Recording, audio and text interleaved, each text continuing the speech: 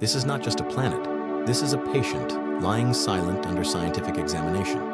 Mars, cold, dry, scarred by time. Today, robotic explorers move carefully across its surface, scanning, drilling, analyzing, like surgeons in an operating room. Every rock is a sample. Every layer is a medical record of a world that may have once been alive. Look at these formations, the cracks in the soil, the mineral deposits, the sediment layers inside places like Jezero Crater.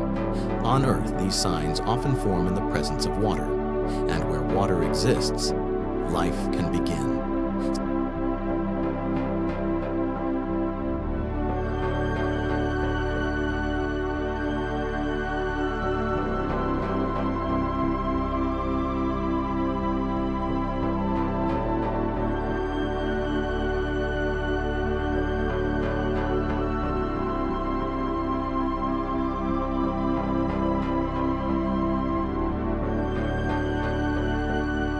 Scientists are searching for biosignatures, microscopic chemical traces that act like fingerprints of ancient organisms. Not fossils of dinosaurs, not alien creatures, but something far smaller, microbial life. If even a single confirmed biosignature is found, it would be the most important discovery in human history, because it would mean life is not exclusive to Earth. Every image you see has traveled millions of miles through space. Every data point is carefully studied in laboratories back home. Mars is silent, but under the lens of science, it's being diagnosed. The question is no longer, is Mars just a dead planet? The real question is, was it once alive? And if it was, what does that say about us?